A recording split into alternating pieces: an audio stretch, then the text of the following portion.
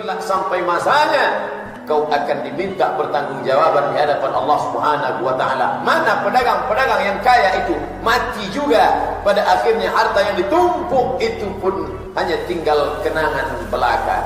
Penguasa-penguasa yang memperoleh kekuasaannya dengan cara yang haram, apakah mereka juga sama? Man ghasyana falaysa minna.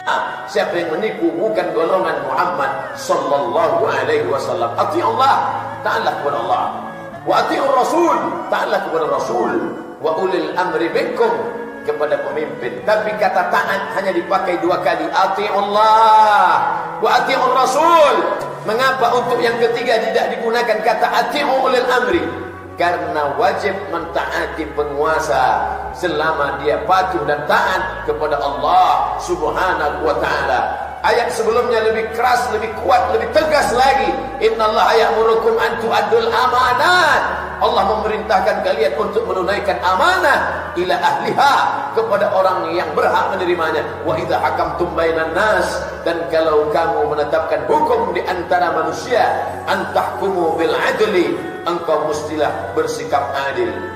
Pakailah kekuasaan itu sekuat apa kau menggunakannya, tapi sampai masanya maka Allah akan mencabut nyawa dengan cara yang paling hina.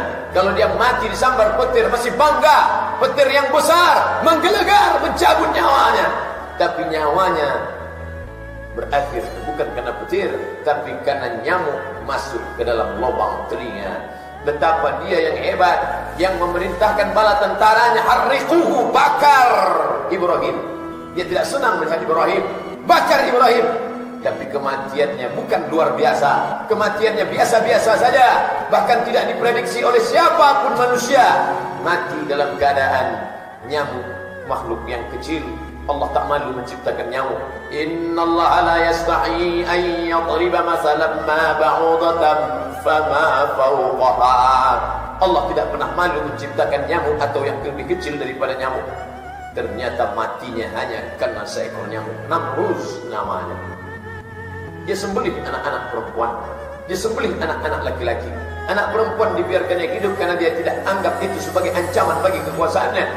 Dia lihat dalam mimpinya ada anak kecil yang menarik mahkotanya. Dia kumpulkan bala tentaranya. Dia tanya kepada penasehat-penasehatnya. Lalu dia tanya, apa yang kulihat dalam mimpiku ini? Penasehatnya berkata, ada anak kecil yang lahir dan dia akan mencabut mahkotamu dan kau tidak lagi menjadi raja. Maka langsung dia perintahkan semua anak yang lahir, tangkap, sembelih, potong hidup-hidup.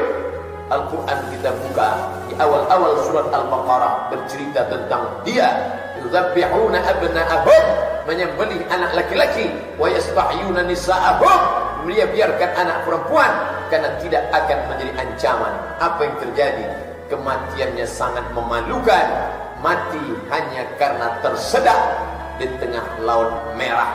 Bayangkan bagaimana sakitnya tersedak saat kehausan sakaratul maut. Tersedak laut merah, kering, asin, masuk ke dalam paru-parunya.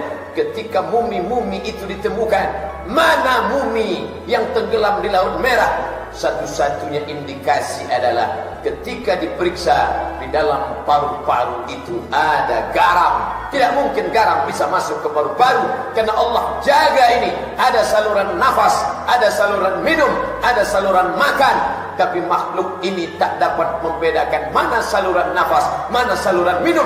Masuk air garam laut merah ke dalam paru-parunya, mati dalam keadaan tersedak. Falamma adrakahul gharaqu, tapi Allah ingin abadikan jasadnya.